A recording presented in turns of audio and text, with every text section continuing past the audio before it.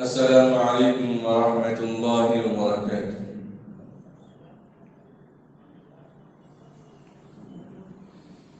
الحمد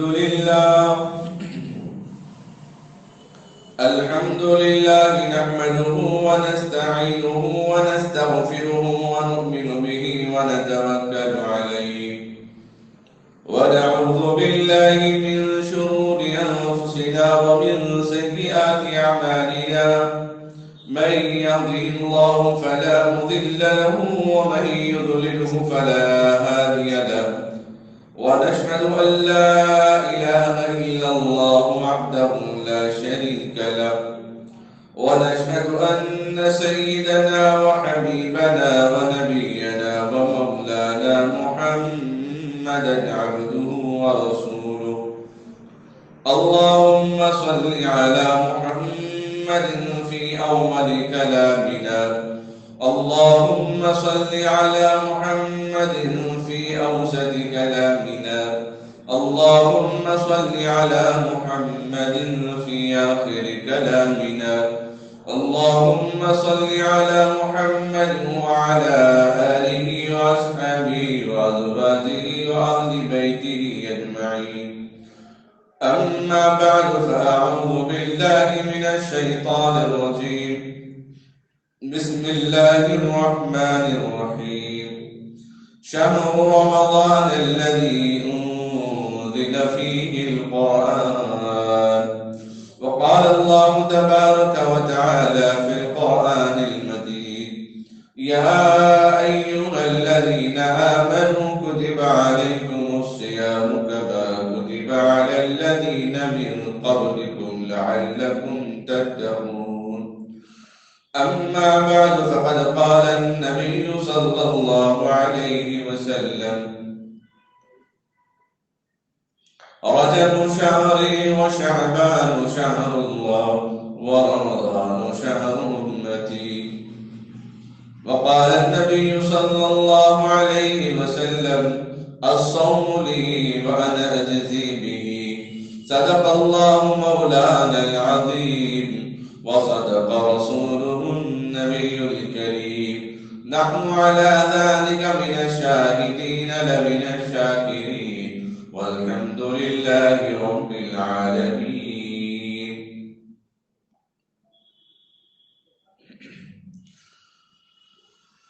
قابل احترام بزرگوں، عزیز نوجوان ساتھیوں، اللہ رب العزت کے فضل اور کرم، اس کے احسان سے ہم اور آپ الحمدللہ شعبان کے آخری ایام میں داخل ہو گئے ہیں۔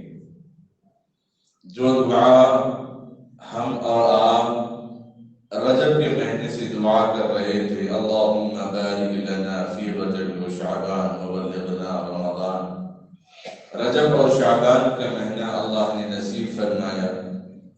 اللہ کی توفیق سے رجب میں روزے کا اہتمام ہوا، رات میں عبادت کا اہتمام ہوا۔ شعبان میں الحمدللہ عبادت کا اہتمام ہوا، دن میں روزہ رکھنے کا اہتمام ہوا، صدقہ و خیرات کرنے کا اہتمام ہوا۔ اب رمضان المبارک کا مہینہ اللہ نصیب کرنے والے ہیں۔ دنیا کا کوئی فرد بشر، کسی بڑے سے بڑے آدمی، کسی بڑے سے بڑے وزیر، کسی بڑے سے بڑے پرائم منسٹر سے جب ملاقات کے لیے اس کو بھیجا جاتا ہے، اس کو سمجھایا جاتا ہے کہ اتنی دیر آپ کا وقت ہے اور یہ لباس اس طریقے سے رہے گا، اس طریقے سے آپ بات کریں گے، آپ جو بات کرنا ہے پہلے تحریری طور پر دے دیں، اس کے بعد پھر اس کو اندر وقت محدود وقت کے لیے، شارٹ ٹائم کے لیے اس کو اندر بھیجا جاتا ہے۔ پہلے زمانے میں بادشاہوں کے دربار میں جب بھیجا جاتا تھا تو وزراء کیا کرتے تھے، دربار یہ کیا کرتے تھے کہ بادشاہ کے دربار میں مخصوص لباس پہنا کر بھیجتے تھے، ابادماں۔ لیکن جب حضرات صحابہ گئے تو انکار کیا کہ ہم یہ لباس نہیں پہنے، ہم جو لباس پہنے وہ لباس ہے۔ تو بادشاہ کو سنے تو تعجب ہوا تو اور متوجہ ہو گیا۔ تو بہرحال اللہ رب العزت مجھے اور آپ کو ایسا مبارک مہینہ نصیب کرنے والے ہیں۔ پتہ نہیں رمضان شروع ہونے سے پہلے ابھی کس کی موت آئے گی، کون اللہ کو پیارا ہو جائے گا، کون دنیا کو الوداع کہے گا، کون دنیا سے رخصت ہو جائے گا، کس کی آخری گھڑیاں ہوں گی، کس کا آخری سفر ہوگا، نہیں معلوم۔ بہرحال رمضان کی وہ مبارک ساعتیں اللہ رب العزت جس مہینے کو اللہ نے سارے مہینوں میں افضل قرار دیا، جس مہینے کو اللہ نے ساری راتوں میں افضل رات، اس رات میں اللہ نے عطا فرمایا، جس مہینے کے عمل کو سارے مہینوں کے عمل سے افضل قرار دیا، اس مہینے میں افضل قرار دیا۔ اللہ فرماتے ہیں شہر رمضان الذی انزل فیہ القرآن، ہم نے قرآن مبین کو، قرآن کریم کو، قرآن مجید کو، قرآن شریف کو، قرآن رحمان کو، قرآن رحیم کو، قرآن مبین کو رمضان المبارک میں نازل فرمایا۔ گویا کہ قرآن افضل ہے جس کی وجہ سے رمضان افضل ہوا۔ یہ بات پہلے نوٹ کر لیں، قرآن افضل ہے جس کی وجہ سے اللہ نے رمضان کو افضل قرار دیا۔ جس مہینے میں قرآن نازل ہوا وہ مہینہ افضل، جس مہینے میں جس رات میں قرآن نازل ہوئی وہ رات شب قدر افضل ہو گئی ہے۔ جس نبی پر قرآن نازل ہوا وہ نبی نبیوں کے نبی بن گئے ہیں۔ جس امت کو اللہ نے تحفہ دے کر بھیجا وہ ساری امتوں میں اللہ نے اس کو مقام مرتبہ عطا فرمایا کہ جو آدمی قرآن سے لو لگائے رکھے گا، قرآن سے وابستہ رہے گا، قرآن ہمارے لیے رہبر زندگی ہے، قرآن ہمارے لیے گائیڈ ہے، قرآن ہمارے لیے راستہ دکھانے والی ہے، ہدی للناس، لوگوں کے لیے راستہ دکھانے والی کتاب ہے۔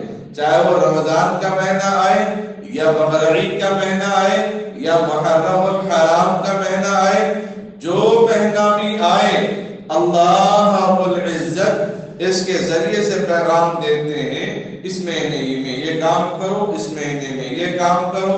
ذی الحجہ آ گیا مہینہ، بقرعید کا مہینہ آ گیا تو حج کے ایام شروع کرو، قربانی دینے والے قربانی کی تیاری کریں، حج کرنے والے حج کی تیاری کریں۔ رمضان کا مہینہ آ رہا ہے تو رمضان کی تیاری کریں۔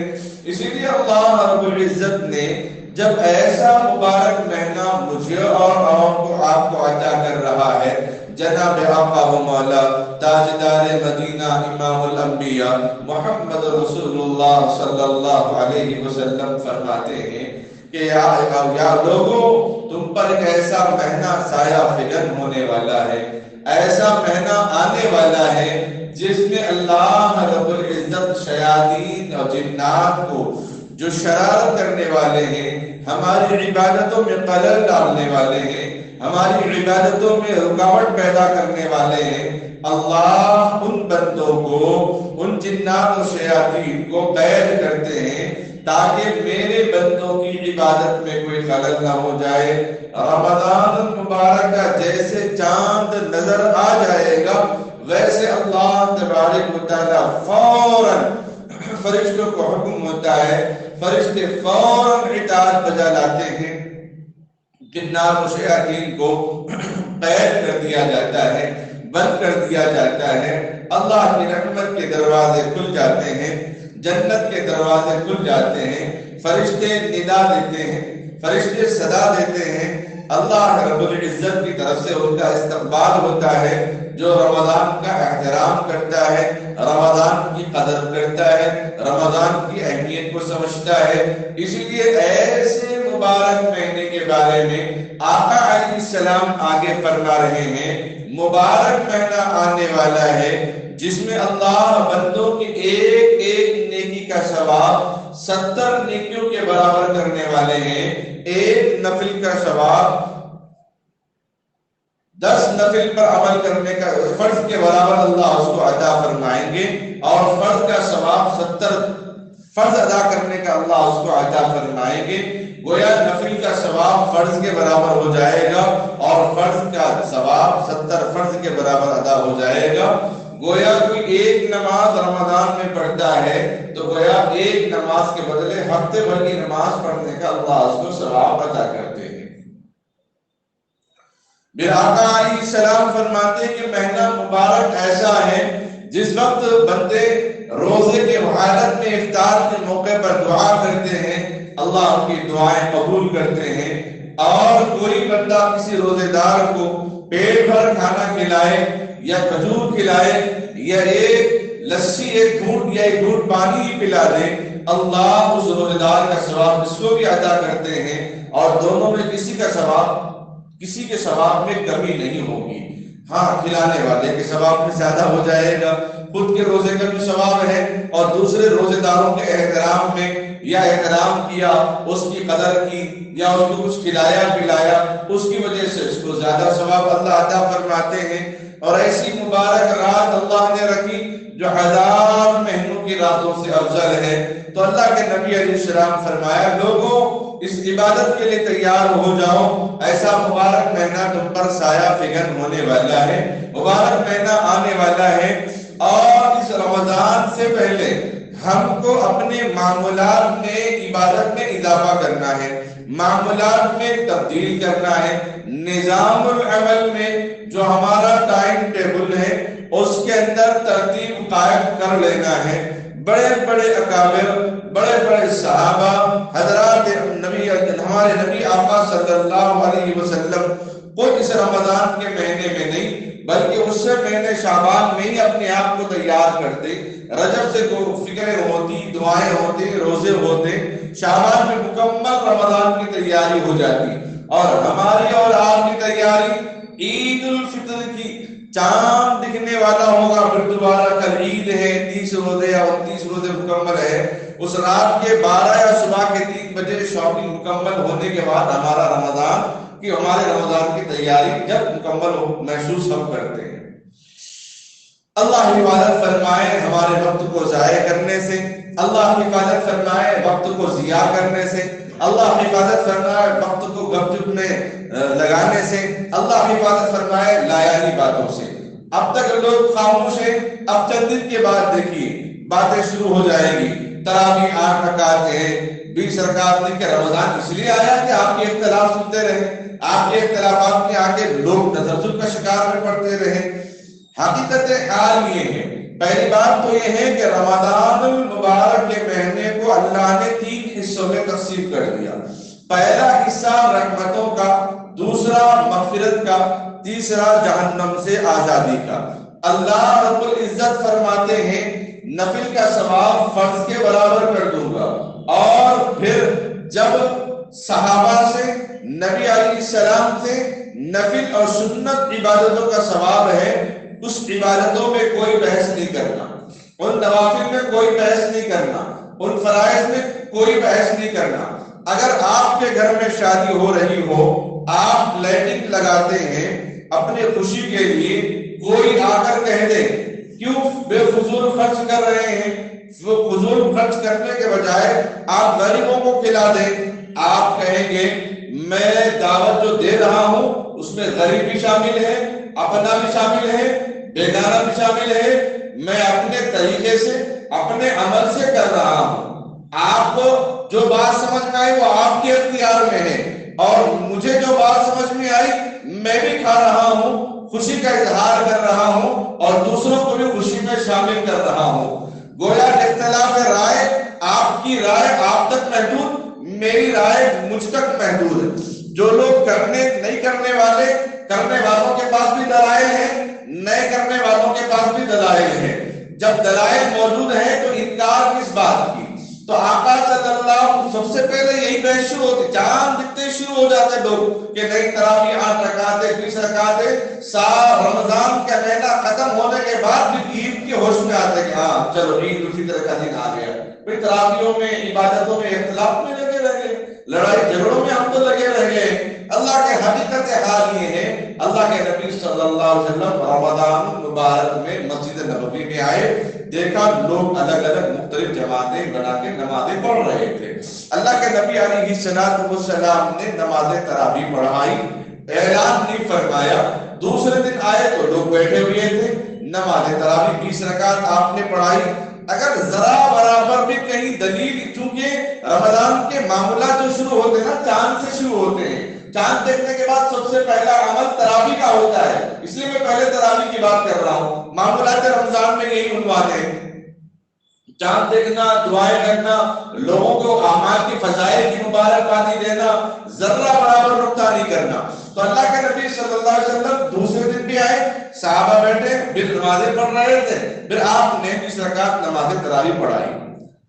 تیسرے دن بھی آئے تو صحابہ ایسے ہی بیٹھے ہوئے تھے اور انتظار میں تھے. تو خیر اللہ کے نبی علیہ السلام نے نماز تو پڑھائی، لیکن چوتھے دن آپ مسجد نہیں آئے. صحابہ نے انتظار کرنے لگے اور حضرت بلال رضی اللہ تعالیٰ کہ یا رسول اللہ لوگ انتظار کر رہے ہیں نماز تراویح کا.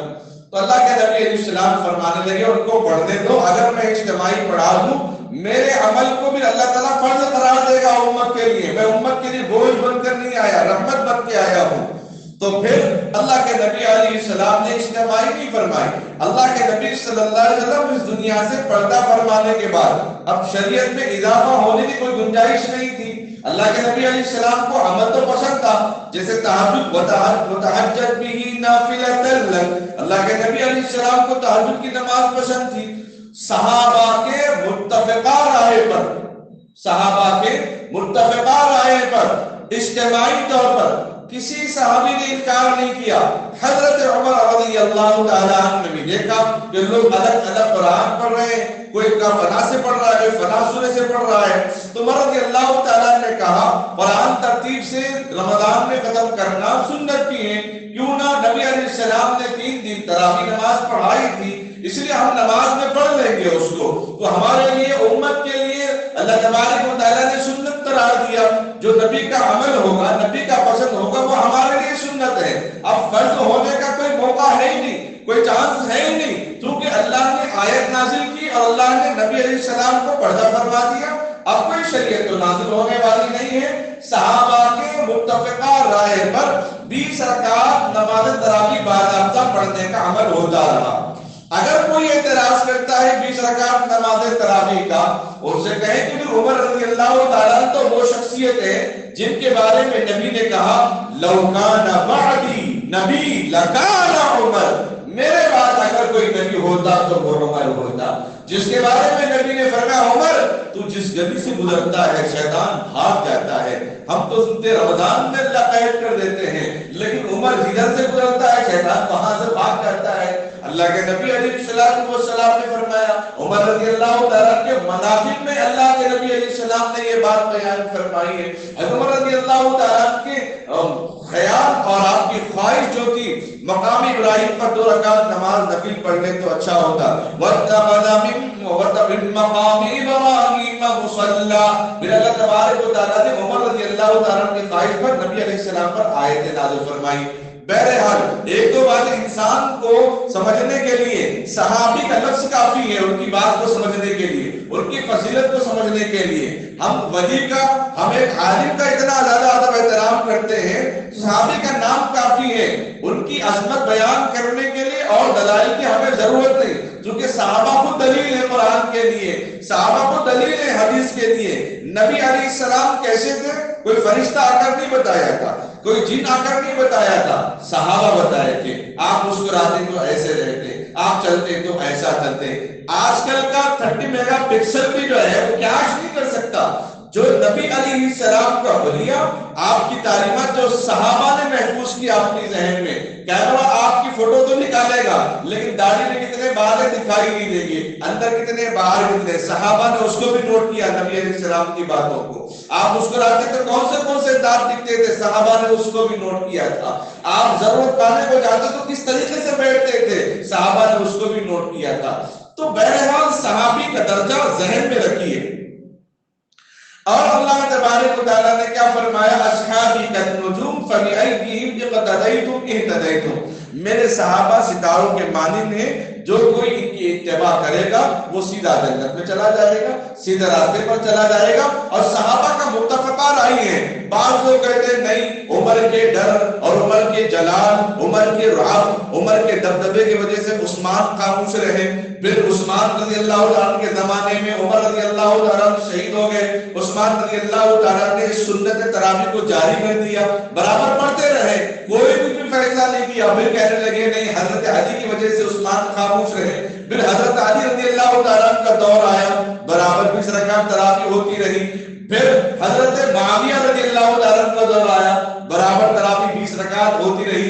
ابن زیاد کا ظلم کا وجور اور وہ دور بھی شروع ہوا، لیکن 20 رکعت تراویح کا اہتمام برابر ہوتا رہا۔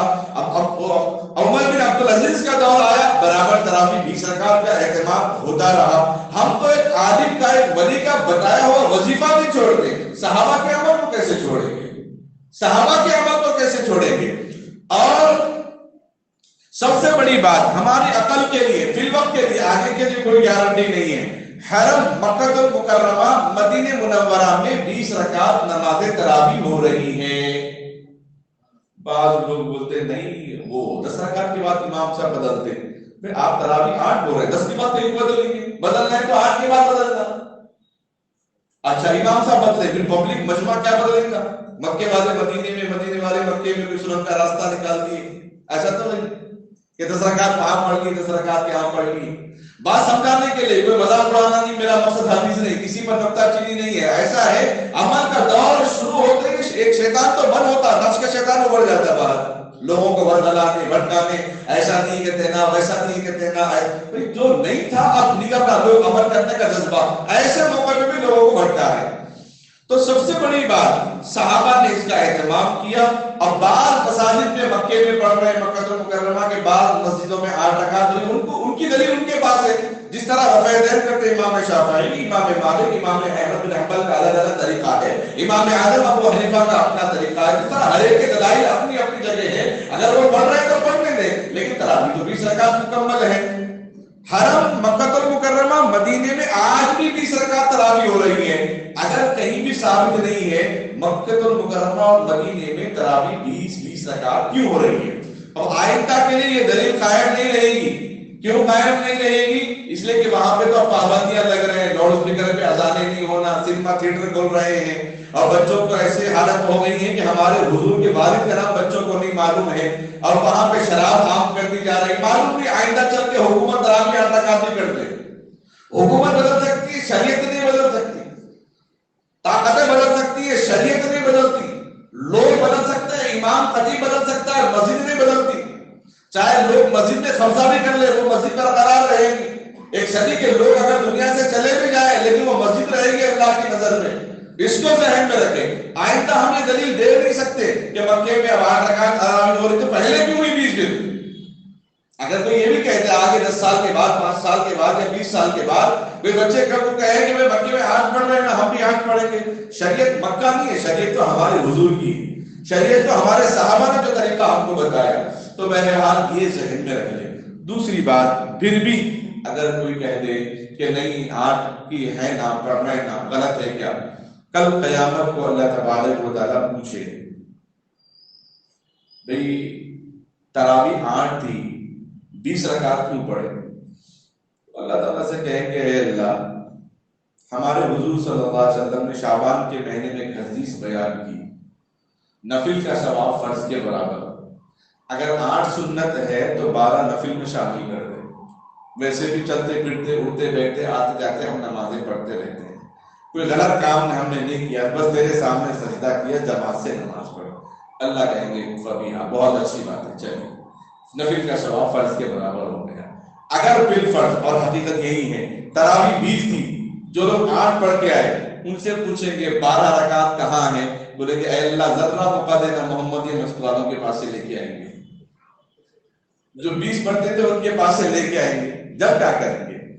اچھا یہ مثال میں بھی لوگ مذاق اڑاتے ہیں، اور جس بیان میں لوگ مذاق اڑاتے ہیں نا، لوگ اس کو فوراً اچھا سن لیتے ہیں اور اس کو اچھا موقع ملتا کہ میرا دوست جو ہے 20 پڑھتا تھا، اس کو بھیجیں گے اچھا جھٹکا لگتا، اس کو دیکھیں گے کیا دلیل لیا تھا، پورا مہینہ اسی میں دلائل میں گزر گئے، نہ خود عمل کیا نہ دوسرے کو عمل کرنے دیا۔ دوسرا عمل کر رہا لیکن ارے نہیں یہ مجھے نہیں بول رہا دلیل ہے بول کے تراویح پڑھ رہا لیکن ذہن پورا وہی ہے. اس لیے پہلا مسئلہ یہ ہے ہمارے چاند دیکھنے کے بعد نماز تراویح اور تراویح مکمل 20 رکعت ہر دن پڑھنے کا اہتمام کرنا. اگر ٹوٹ جائے تراویح تو فجر کی نماز سے پہلے ادا کر لے کیونکہ عشاء کی نماز کا وقت بھی صبح 7 تک ہوتا ہے اسی لیے ادا کر لے. دوسرے دن بھی نماز تراویح کی قضا نہیں ہے چھوڑنے پر گناہ ہے کیونکہ تراویح سنت مؤکدہ ہے صحابہ نے اس کو نہیں چھوڑا. دوسری بات رمضان میں قرآن پاک مکمل ایک پڑھنے کا اہتمام کرنا اور ایک سننے کا بھی اہتمام کرنا.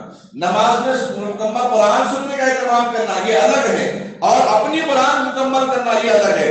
چلو پڑھنا نہیں آتا تو جو لوگ تراویح میں قرآن بہترین انداز میں پڑھ رہے ہیں ان کے پاس ہونے کے اب آپ بولے کہ بہتر نہ بہتر لوگ بھی رہتے کیا قرآن پڑھنے والے. ہاں کیسے؟ اللہ کے نبی صلی اللہ علیہ وسلم قرآن کریم نے خود کہا وَرَتِّلِ الْقُرْآنَ تَرْتِيلًا قرآن کو ترتیل سے تلاوت کرو قرآن کو ادب احترام سے پڑھ لو. جی ہاں اور پڑھنے والوں کے اخلاص جہاں ہے ان کے پاس زیادہ پڑھنے کا اہتمام کرو. ہر پڑھنے والا اخلاص سے پڑھتا ہے لیکن ماحول صحبت کی وجہ سے بعض لوگوں کی نیتیں الگ ہوتی ہیں. لیکن الحمدللہ ہمارے مسجد میں جو امام صاحب آتے ہیں ملک پیٹ سے 13 سال سے الحمدللہ قرآن سنا رہے ہیں اپنی خواہش پر اور لوگوں کی درخواست پر. لوگ بہت صدر صاحب بھی بہت زور دیتے کہ ہماری طرف سے ہدیہ قبول کر لیجیے لیکن ہدیہ قبول کرنے تیار نہیں. جو ہدیہ دیتے واپس مسجد میں ہی لوٹا کے دے دے کے چلے جاتے. اس کا مطلب یہ نہیں کہ جو ہدیہ دیتے وہ لوگ غلط ہیں یہ بولنا مقصد نہیں ہے. اب مکمل قرآن سننے کا اہتمام کریں. بعض جن کا کاروبار ہے جو سفر میں جاتے ہیں ایسے لوگوں کی سہولت کے طور پہ عشرہ کا اہتمام کیا جاتا ہے. 10 دن قرآن سننے روزانہ 3 پارے ٹھیک ہے بہت اچھی بات ہے. 3 پارے 3 10 رمضان میں بھی 3 عشرے ہیں ٹھیک ہے اس مناسبت سے پڑھ لیے. اب اس کے باوجود بھی نہیں 6 دن میں قرآن ختم کر لیں گے نہیں 6 دن نہیں بلکہ 7 دن میں ختم کر کیونکہ قرآن میں کتنے منزلیں 7 منزلیں ایک منزل ایک دن. جس طرح حافظ قرآن روزانہ ہفتے میں 1 منزل سناتا ہے تو اسی طریقے سے روزانہ 1 منزل تراویح میں سننا. اگر کوئی بولے کہ اس سے بھی زیادہ طاقت ہے ہم سنیں گے اور ہم پڑھائیں گے تو ٹھیک ہے آپ کے جذبے کو کیوں ہم ٹھیس پہنچائیں. پڑھنے والے اگر پڑھانے والے صحیح ہیں پڑھنے والے رکوع میں شامل نہیں ہوتے تکبیر تحریمہ سے شامل ہوتے ہیں تو بہت اچھی بات ہے 3 دن میں قرآن سن سکتے ہیں.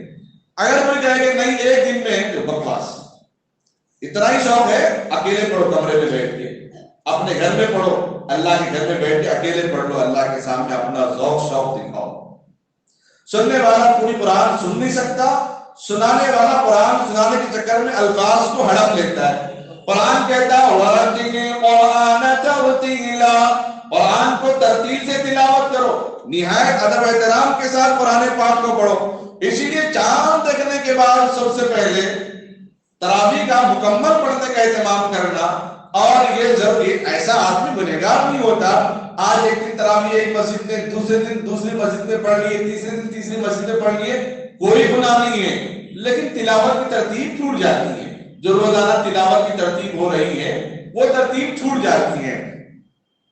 اپنی قرآن جب مکمل ہو جائے کوئی 3 دن میں قرآن سن لیتا ہے کوئی 7 دن میں قرآن سن لیتا ہے. اچھا اب میں بات بولا کہ 3 دن سے کم قرآن پڑھنا یہ بکواس ہے یہ مناسب نہیں ہے. آپ کہیں پڑھ رہے ہیں 1 دن میں قرآن مکمل ختم کر رہے ہیں بات معلوم ہوئی آپ جا کے وہاں یہ نہیں بولنا یہ غلط ہے ایسا کیسا پڑھتے یہ نہیں ہے. بھائی قرآن سننے کا اہتمام پورا نہیں ہو سکتا نہ سنانے والے میں اتنی طاقت ہے نہ فضا میں اتنی طاقت ہے نہ بادام میں وہ کشش طاقت باقی رہ گئی ہے نہ حجم کے اندر وہ گوشت باقی رہ گیا بلکہ روے زیادہ ہو گئے ہیں.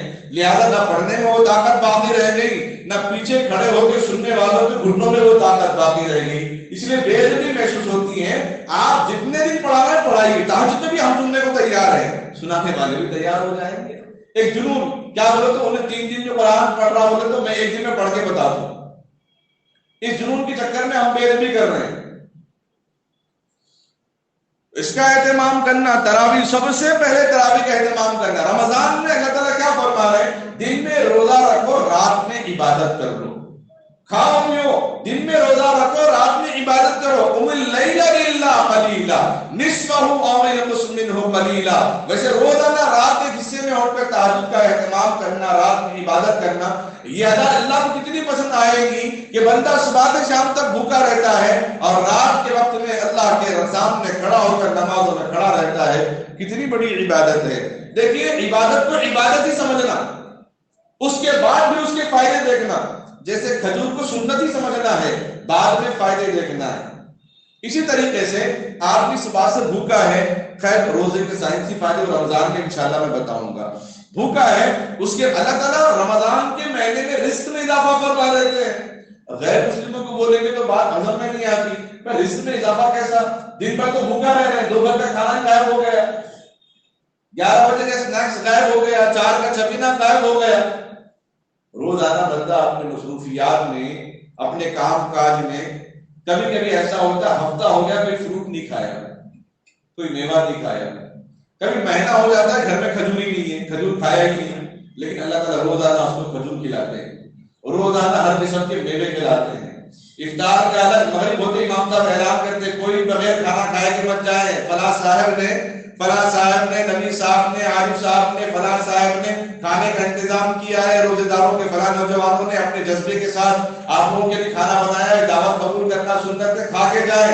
उसके बाद यहाँ खा के जाते, घर वाले बोलते बना के क्या करते, सहज में ठंडा खिलाते, तावी पढ़ के आना खाओ, नहीं खाए तो भी रोजाना तरावी के बाद लोग बोलते 2 फुलके होना, 20 रकात पढ़ के आए। अल्लाह ताला रिज़्क़ में इजाफा फरमाते हैं, सेहत में इजाफा फरमाते हैं। और शहरी में नहीं खाया गया तो भी जबरदस्ती गोया के नाश्ता दोपहर के 2 एक साथ। बताना मकसद यह है कि अल्लाह अपनी खास रहमत नाज़िल फरमाते रमजान में, इसलिए लोगों की बातों में ना आए। दलाइल 20 रकात के मौजूद हैं, सहाबा पढ़ते आ रहे हैं, आज भी लोग पढ़ रहे हैं, पढ़ाने वाले मुफ्तियान हैं, पढ़ाने वाले आलिम हैं। याद रखें, पढ़ाने वाला मुफ्ती है, पढ़ाने वाला मुफस्सिर, पढ़ाने वाला मुहद्दिस, पढ़ाने वाला आलिम, पढ़ाने वाला हाफिज, पढ़ाने वाला कारी, इनकार करने वाला फेसबुक का आलिम, व्हाट्सएप का आलिम। अब लोग उसकी बात सुन रहे हैं और हकीकत है शैतान की बात का असर जल्द होता है, ये हकीकी बात है। नाच सुनेंगे तो इतना असर नहीं होता, बाहर डीजे बज रहा हो तो पैर चुनकिया भी नाचते रहते बैठे बैठे। फितरत जो शैतान के अंदर दाखिल करती है, वो रमजान में शैतान तो चला जाता है, लेकिन फितरत दाखिल है, फितरत में दाखिल है तो फितरत नहीं चले जाती है हमारी। इसलिए खास इसकी गुजारिश है, जो लोग आंख की तारीफ करते हैं, हम उनको बुरा तो नहीं कहते हैं, लेकिन अपनी अकल से, अपनी फहम से, अपनी फिरासत से अल्लाह ताला रमजान में आमाल में इजाफा करने का हुक्म दे रहे हैं। दलाइल मौजूद है, इस पर हमें अमल करने का एहतमाम करना चाहिए। तो मामूलात रमजान में, रमजान से पहले ही अपने घर की तैयारी कर लें, साफ सफाई का एहतमाम करना चाहिए। घर में कभी इज्तिमाई अमल का एहतमाम हो, उस मौके पर घर की मुकम्मल साफ सफाई करना। मुकम्मल साफ सफाई करने की वजह से क्या होता है, एक तो जरासीम खत्म होते हैं, वो तो अलग है, जहां बिल्कुल सफाई नहीं होती उस इलाकों पर शयातीन अपना अड्डा बना लेते हैं। जिस तरह कीड़े मकोड़े, चूहे और बिच्छू वगैरह, कोई आता जाता नहीं, घर अंधेरा है तो अपना ठिकाना बना लेते हैं, तो मोजी जानवर अपना ठिकाना बना लेते हैं। इसीलिए अपने घर की साफ सफाई के साथ अपनी शॉपिंग का भी रमजान से पहले ही तकरीबन इसका एहतमाम कर लेना चाहिए। और ये बात सुनने में आई है बड़े लोगों के जरिए से, रमजान के महीने में बाज हजरात अपनी दुकान का बहाना देकर रोजे को छोड़ देते हैं कि भी कारोबार है, हलीम घोटना रहता, हलीम मारना रहता, निकालना रहता, फला फला। मुहद्दिसीन ने फरमाया पत्थर भी अगर तोड़ना हो तो भी रोजा माफ नहीं। या अय्युहल्लज़ीना आमनू कुतिबा अलैकुमुस्सियामु कमा कुतिबा अलल्लज़ीना मिन क़ब्लिकुम लअल्लकुम तत्तक़ून अय्यामम मादूदात फमन कान मिनकुम मरीज़न औ अला सफरिन फइद्दतुम मिन अय्यामिन उखर। रोजे की फजीलत तो बाद में बताऊं। अल्लाह फरमाते हैं जो बीमार है या मुसाफिर है, इन दोनों के लिए रुखसत है, माफ नहीं है रोजा, रुखसत बाद में रख लेना। एक रोजा भी जानबूझकर तो اگر چھوڑ دیا بغیر کسی بلا عذر شرعی عذر کے پھر سال بھر بھی روزہ رہے تو وہ روزے کا ثواب حاصل نہیں ہوتا، وہ روزے کا ثواب پا نہیں سکتا۔ بعض لوگ یہ بہانہ دیتے ہیں کہ حلیم مارنا رہتا، دکان چلانا رہتا، تو ہمارے بڑے مولانا فرماتے ہیں، میں نہیں کہتا کیونکہ کاروبار کرنے والے دل کو ٹھیس پہنچے گی، سن کے مجھے تو تکلیف ہوئی کہ بھائی کیا منظر ہے، اللہ کا حکم ہے، ماں باپ اگر بلائے نہیں آئے تو کیا کاروبار میں اس کا، ماں باپ کا ادب ہی نہیں کرتا، اس کی ماں باپ کی خدمت ہی نہیں کرتا، وہ آج کی زبان میں پالتا ہی نہیں، حالانکہ لفظ نہیں بولنا چاہیے لیکن لوگ یہی لفظ استعمال کرتے ہیں، ماں باپ کا خیال ہی نہیں کرتا، وہ کیا کاروبار ہے؟ رمضان میں اللہ کا حکم روزہ چھوڑ کر دکان چلا رہا ہے، رمضان میں روزہ چھوڑ کر عورتیں شاپنگ کو جا رہی ہیں، شاپنگ کو جانا ہے، پھرنا چلنا پھرنا رہتا، اس لیے آج روزہ نہیں۔ تو ہمارے بڑے علماء فرماتے ہیں ایسی دکان کو آگ لگے، ایسی شاپنگ کے کپڑوں کو آگ لگے، نقصان نہیں ہے، لیکن جو روزہ چھوڑنے سے جو نقصان ہوا ہے اس کی بھرپائی کوئی نہیں کر سکتا۔ اب اندازہ لگائے اس جملے پر، دکان کاروبار کرنے والے، آفس میں ملازمت کرنے والے، ایک مہینہ اللہ نے دیا ہے، وہ بھی ہماری صحت کے لیے مفید ہے، فائدہ ہے، اسی لیے روزے کے لیے، روزہ چھوڑنے کے لیے کوئی بہانہ نہ بنائیں۔ بیمار ہے تو اللہ خود اجازت دے رہے، اپنے آپ کو مشقت میں مت ڈالو، سفر لمبا ہے، مشکل ہوتی روزہ رکھنے میں، اپنے آپ کو تکلیف میں مت ڈالو، لیکن جو ایک کاروبار ہے یہ مشقت نہیں ہے، روزہ ہے تو روزے کے حساب سے آپ کو کام کرنا، اللہ طاقت دے گا، قوت دے گا، آپ کو اپنے حساب سے کام کرنا ہے۔ تو اسی لیے اس رمضان کے روزے سے محروم نہ رہیں، بالکل رمضان سے پہلے اپنا معمول بنا لیں، رمضان کے اندر تاکہ کسی معمولات میں خلل نہ ہو جائے، کسی عبادت میں خلل نہ ہو جائے، اسی لیے پہلے یہ نظام بنا لیں کہ افطار کا انتظام عصر تک مکمل ہو جانا چاہیے، عصر کے بعد دعا کا اہتمام کرنا، رمضان میں دو کام پہلے خاص کرنا، ایک اللہ سے خوب دعائیں مغفرت مانگنا، دوسرا اللہ سے رحمت مانگنا، اللہ سے رحمت کی طلب کرنا، یہ دو کام خوب کرنے کے۔ اور اللہ فرماتے صبح سے لے کر شام تک جو بھوکا رہا اس کی مزدوری تو ہم دیتے ہی رہتے، لیکن خاص موقع اللہ کے نبی علیہ السلام فرماتے افطار کے وقت میں خاص عنایت اللہ تبارک و تعالیٰ عطا فرمانے والے۔ معلوم ہوا 3 جگہ افطار کی دعوتیں ہیں، فلاں جگہ تو فلاں صاحب آ رہے ہیں اس لیے بڑے پیمانے پہ انتظام کیا جا رہا ہے، مجمع زیادہ ہے، اچھا انتظام رہے گا، لوگ جاتے ہیں۔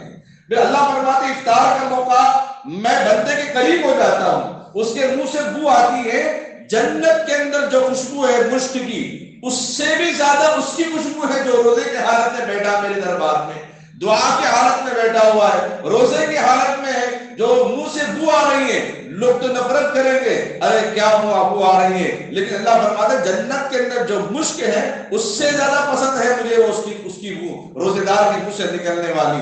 اللہ اس کو اتنا مقام دے رہے ہیں، اور وہ وقت اللہ فرماتے ہیں کہ عصر کی نماز کے بعد، مغرب سے پہلے کے وقت دعاؤں کی خاص اہتمام کرنے کا، اس لیے مساجد میں بھی جو انتظام کرنے والے، جو افطاری لا کے دینے والے بھی ہیں، وہ عصر کے وقت میں ہی مکمل کر لیں گا۔ اگر آنے میں دیر ہو گئی وہی انتظام کٹنگ کر کے یا سیٹنگ کر کے جیسے بھی ترتیب بنا لینا یا باری مقرر کرنا، ورنہ روزانہ وہی صاحب انتظام کرتے رہیں گے، وہی صاحب دسترخوان بچھاتے رہیں گے، انہوں کو دعا کر لیں گے، ان کی بھی تو انفرادی دعا ہے، سب کی خدمت میں ہو رہا، سب کی خدمت اپنی جگہ، ان کا رزق بھی ان کے لیے ہے، اسی لیے عین موقع پر بدارہ عین موقع پر افطار کے انتظام میں نہ لگ جائے، دعاؤں کا اہتمام کریں، دعاؤں سے ترتیب بدلتی ہے۔ عنوان جاری رہے گا اگلی جمعہ تک، اللہ سے دعا کریں اللہ تعالیٰ ہم تمام امت مسلمہ کو کہنے سننے سے زیادہ عمل کرنے کی سعادت نصیب فرماوے۔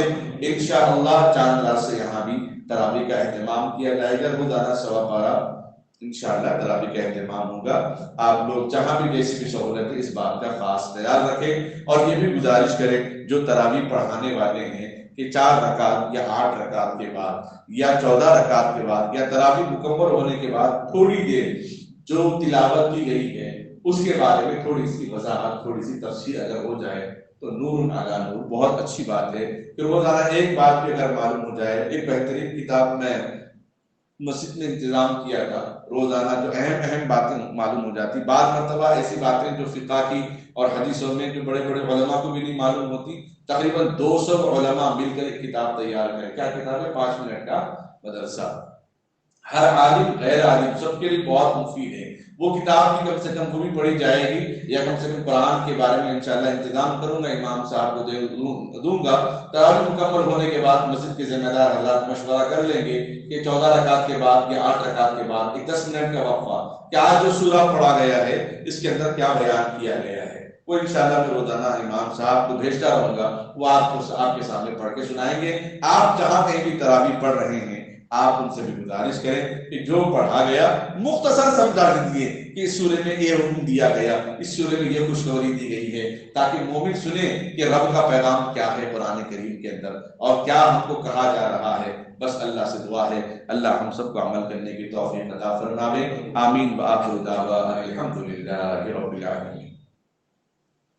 اور رمضان کے اور معمولات رمضان میں ان چیزوں کو ہم ذہن میں رکھ لیں، اس بات کو ہم غور کریں کہ حکومت تلنگانہ اور دوسرے ریاستوں میں کیا معمول ہے وہ تو معلوم نہیں. حکومت ریاست تلنگانہ میں 1 گھنٹہ پہلے مسلمانوں کو رخصت دی جاتی ہے کہ جائیں اپنی افطاری کی تیاری کر لیں، اپنے روزے کی تیاری کر لیں، عبادت کی تیاری کر لیں. یہ موقع دیا جاتا ہے. اس مرتبہ تو ابھی کوئی اعلان نہیں آیا، لیکن ہر مرتبہ اعلان آتا ہے. غیر مسلموں کو اس کا احساس ہے تو ہمیں اور زیادہ احساس ہونا چاہیے. سب سے پہلے اپنے گھر میں کچھ وقت ہم کام کرنے کا اہتمام کریں، سحر میں کچھ دیر وقت نکالیں یا افطار میں کچھ اپنے گھر والوں کے ساتھ ہاتھ بٹائیں کام کرنے کے لیے، ان کی مدد نصرت کے لیے. اور دوسری چیز اپنے ماتحت کام کرنے والے دکان میں جو ملازمین ہیں یا اپنے ماتحت جو بھی آپ کی سننے والے ہیں ان کے اوپر ذرا رمضان کے مہینے میں رحم و کرم کریں، زیادہ کام کا بوجھ نہ ڈالیں. اگر مزدور مسلمان آپ کے پاس آئے ہیں تو ان کے روزے داروں کا خاص خیال رکھیں. ان چیزوں کا خیال رکھنا اور رمضان کے آغاز سے پہلے اپنے رشتہ داروں میں جو مستحق ہے زکوٰۃ کے صدقات کے ان تک راشن پہنچا کر ان کے رمضان کے سحر افطار میں خلل نہ ہو اس بات کا خیال کرنا. رمضان کا مقصد یہی نہیں کہ کپڑے بنا دیے فطرہ ادا کر دی، یہ نہیں کہ غریبوں کا رمضان بھی صحیح گزرے، غریبوں کے سحر افطار بھی اچھا گزرے، وہ بھی اچھا کھائیں. افطار کے موقع پر سحر کے موقع پر آپ اپنے رشتہ داروں میں پہلے اس بات کا خیال رکھیں کہ میرے پڑوسی اس کے مستحق تو نہیں، میرے رشتہ دار اس کے مستحق تو نہیں. آپ جان بوجھ کر اپنے رشتہ داروں کو چھوڑ کر اپنے پڑوسیوں کو چھوڑ کر دوسروں پہ صدقہ کرتے ہیں، اس کا ثواب ضرور ملے گا. لیکن جو رشتہ داری کا خیال نہیں کیا، پڑوسی کا جو حق تھا اس کا خیال نہیں کیا، اس پر اللہ کی پکڑ ہوگی. پڑوسی کو دینے سے 7 گھر میں دینے کا ثواب ہے. پڑوسی سے کوئی گناہ کیا 7 لوگوں کے ساتھ گناہ کرنے کا وبال بھی ہے. اس لیے پہلا رشتہ داروں کا اپنے پڑوسیوں کا ہے کہ دیکھیں ان کو کیا مصیبت ہے رمضان کے مہینے میں، کیا حاجت ہے. اگر وہ شرم آر محسوس کر رہے ہیں روزانہ 1 وقت کا کھانا ان کے گھر تک پہنچانے کا اس کا اہتمام کریں، یا ایک دم راشن بھیجنے کا اس کا اہتمام کریں. اور مساجد جہاں جہاں ہیں ان سے خواہش کریں وہاں کے ذمہ داروں سے کچھ خدمت رہے تو ہمیں بتائیں. اتوار کو ہمیں چھٹی ملتی ہے، ہم آئیں گے مسجد کی صفائی کریں گے، ہم آئیں گے مسجد کا خیال کریں گے اس معاملے پر. افریقہ کے اندر ہمارے حضرت پیر صاحب جا رہے تھے تو ایڈریس سمجھ میں نہیں آیا، مسجد کا کام چل رہا تھا. ایک مزدور تھا تو اس سے پوچھے کہ بھائی فلاں جگہ جانا ہے، اس کا راستہ کہاں ہے؟ بولے فلاں جگہ جانا ہے تو سیدھے جا کے انہوں نے ایڈریس بتا دیا. اس کے بعد بھی پوچھا آپ خیریت سے ہیں کہ آپ یہاں مزدوری کا کام کرتے ہیں؟ تو کہنے لگے کہ میں مزدور نہیں ہوں، میں اس علاقے کا صدر جمہوریہ ہوں. ہمارے یہاں مسجد کا جب بھی کام ہوتا ہے تو ہم میں سے ہر کوئی باری متعین کرتا ہے. 1 ہفتہ ہم کام کریں گے، 1 ہفتہ اور ایک بیچ کام کریں گے، فلاں گلی والے کریں گے، 1 ہفتہ فلاں گلی والے کام کریں گے. اس مرتبہ میری باری ہے اس لیے میں مسجد کے کام میں لگا ہوا ہوں. جب اللہ کی محبت اللہ کے گھر کی عظمت دلوں میں آتی ہے تو یہ مقام ہوتا ہے نوجوانوں کے اندر. اسی لیے رمضان کے مہینے میں مغرب کے موقع پر یا دیر نمازوں کے بعد لوگ چلے جاتے ہیں. اب جانے کے بعد ظاہر بات ہے باہر سے آتے ہیں، کوئی سفر سے آتا ہے، کوئی دکان سے آتا ہے، جس کی وجہ سے کوئی چیزیں گر جاتی ہیں، کوئی بال گر جاتے ہیں، کوئی چیز میل گر جاتی ہے، مٹی گر جاتی ہے، اس کی صفائی کا خیال ہوتا ہے.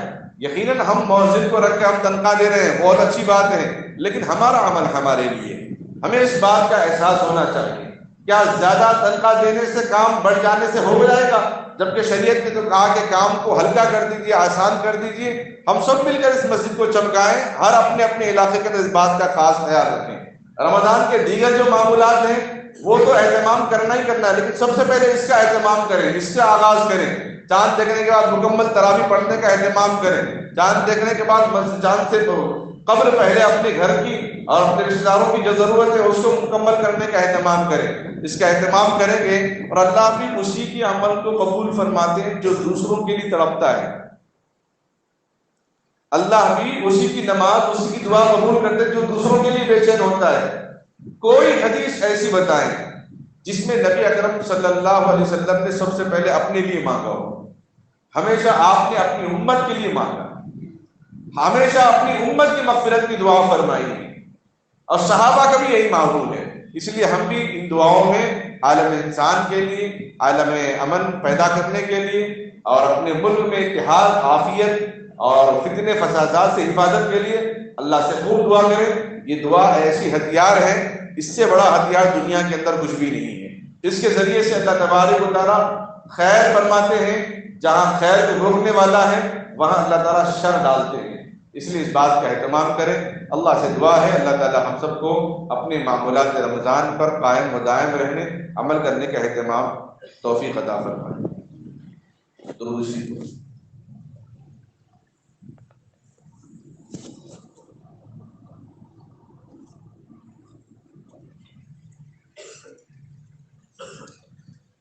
اللهم صل على محمد وعلى آل محمد وبارك وسلم. ربنا ظلمنا أنفسنا وإن لم تغفر لنا وترحمنا لنكونن من الخاسرين. اللهم بارك لنا في شعبان وبلغنا رمضان. اللهم بارك لنا شعبان وبلغنا رمضان. اللهم بارك لنا في شعبان وبلغنا رمضان. اللهم احفظنا من كل بلاء الدنيا وعذاب الآخرة. أعوذ بكلمات الله التامات كلها من شر ما خلق. الحمد لله الذي بنعمته تتم الصالحات. اللهم إني أسألك علما نافعا وعملا صالحا ورزقا حلالا وشفاء من كل داء. اللهم أعني على تلاوة القرآن وذكرك وشكرك وحسن عبادتك. هو الله الذي لا إله إلا هو الأول والآخر والظاهر والباطن وهو بكل شيء عليم. اے اللہ ہم سب کے گناہوں کو معاف فرما۔ اے اللہ رجب و شعبان کے اعمال کو قبول فرما۔ رجب و شعبان کے اعمال سے، اس کی برکت سے رمضان کا مہینہ نصیب فرما۔ اے اللہ ایمان پر خاتمہ فرما۔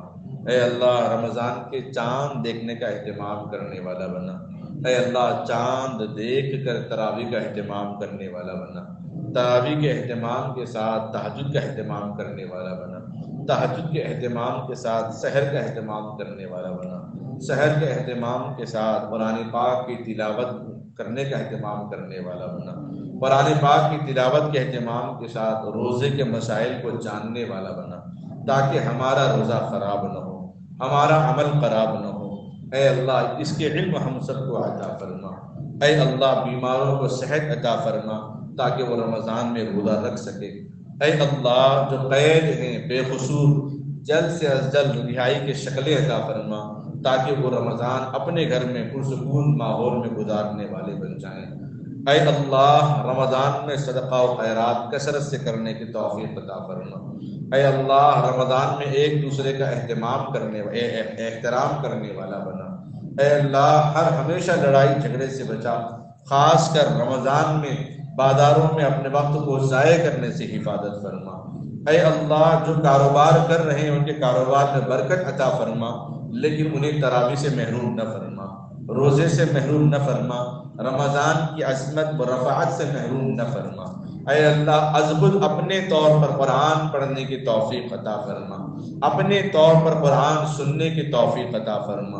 اے اللہ اپنے گھر والوں کے ساتھ کچھ دیر خدمت میں وقت گزارنے کی توفیق عطا فرما۔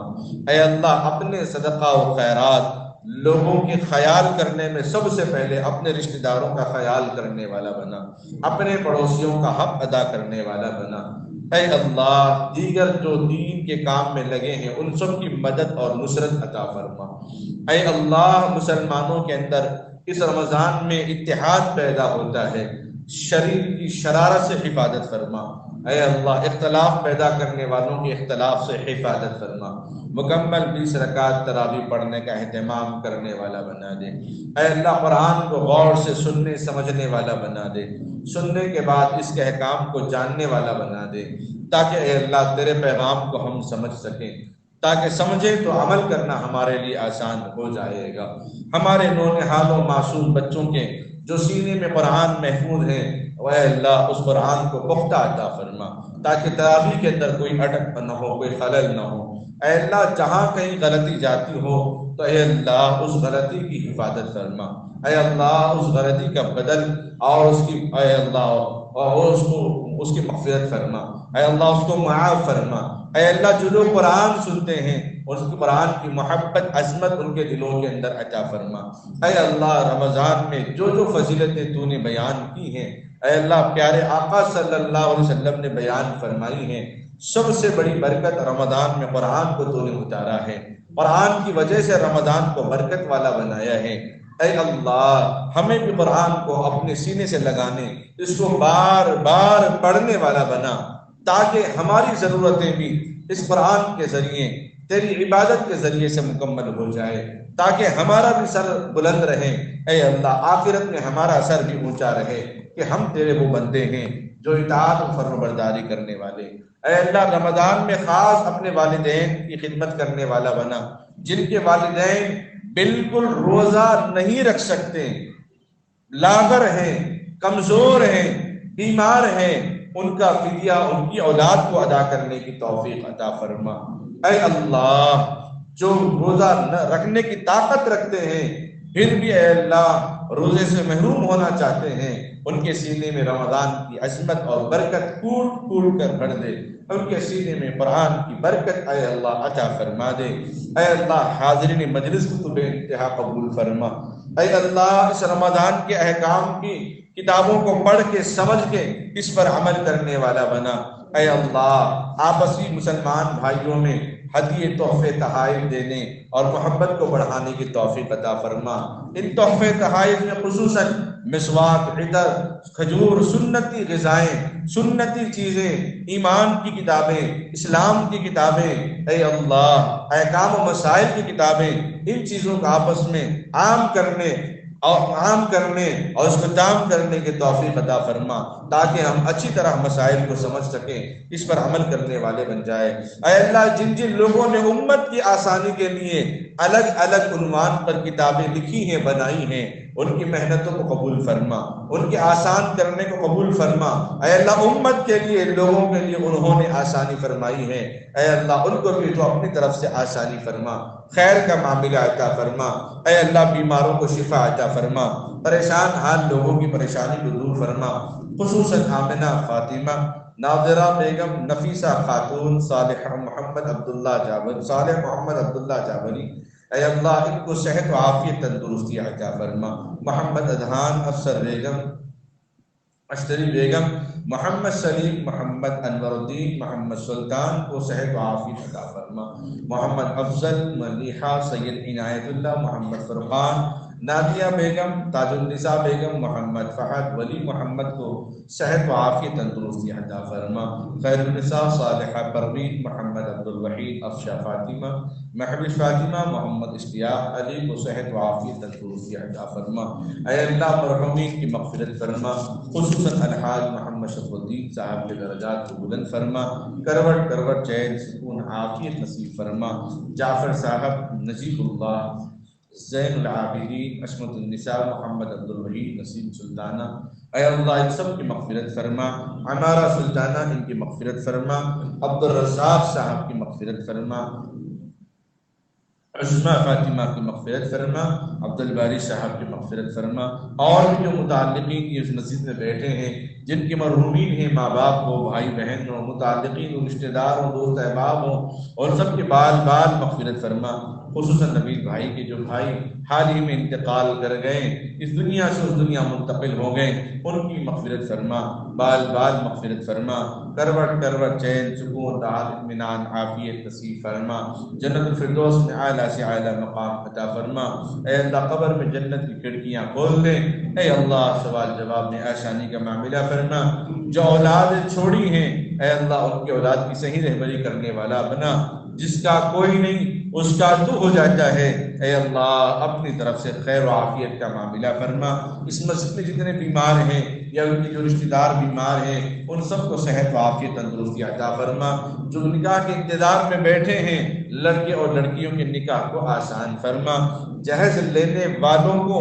اے اللہ گناہ سے آگاہ ہونے کی توفیق عطا فرما، اے اللہ گناہ سے واقف ہونے کی توفیق عطا فرما، جس طرح شراب کا پینا گناہ ہے اے اللہ اسی طرح جہیز کا لینا بھی گناہ ہے، مانگنا گناہ ہے، اس سے بچنے بچانے کی توفیق عطا فرما، نکاح کو آسان فرما، زنا کو مشکل سے مشکل بنا، دور دور تک اس کی حفاظت فرما، نوجوان بچوں اور بچیوں کی جوانی کی حفاظت فرما، اے اللہ خیر و عافیت عطا فرما، دینی مساجد مدارس مکاتب خانقاہوں کی حفاظت فرما، اے اللہ خصوصاً اس مسجد کی حفاظت کرنے والوں کی حفاظت فرما، اے اللہ جن جن لوگوں نے دعاؤں کے لیے کہا ہو یا لکھا ہو یا ان کا ہم پر حق ہو ان سب کو اپنے جائز مقاصد میں کامیابی عطا فرما، مسلم ممالکوں کی حفاظت فرما، خصوصاً ترکی اور شام کے مسلمانوں کی حفاظت فرما، اے اللہ جو سیلاب زارادار بارش اولے دار بارش ہوئی ہیں جن مکانوں کی جن جانوں کے نقصان ہوئی ہے جمع بندی فرما، اے اللہ نقصان سے حفاظت فرما، موسم کی شدت موسم کے نقصان سے حفاظت فرما، اس ہوا کو اس بارش کو نفع کا ذریعہ بنا دے، اے اللہ نفع کا ذریعہ بنا، ملک ہندوستان کی حفاظت فرما، چاہے وہ کیرلا کی سرزمین ہو یا آسام کی سرزمین ہو یا برما کا علاقہ ہو یا کشمیر کی سرزمین ہو یا حیدرآباد کے نواحی علاقے ہوں، ان سب کو پرامن عطا فرما، فتنوں سے حفاظت فرما، دشمنوں سے حفاظت فرما، امت مسلمہ کو ایمان کی طاقت پر جمے رہنے قائم رہنے کی توفیق عطا فرما، اے اللہ ہماری طاقت تو ہے، تیرا نام میں جو لذت ہے، تیرے نام میں جو مٹھاس ہے، تیرے کلمے میں جو طاقت ہے، کسی میں وہ طاقت نہیں، وہ ایمانی طاقت ہمارے اندر عطا فرما، اس دعا کو اپنے فضل و کرم سے نبی اکرم صلی اللہ علیہ وسلم کی عظمت سے قبول منظور فرما، وصلی اللہ تعالی علی خیر خلقہ محمد وعلی آلہ واصحابہ وازواجہ واہل بیتہ اجمعین برحمتک یا ارحم الراحمین والحمد للہ رب العالمین۔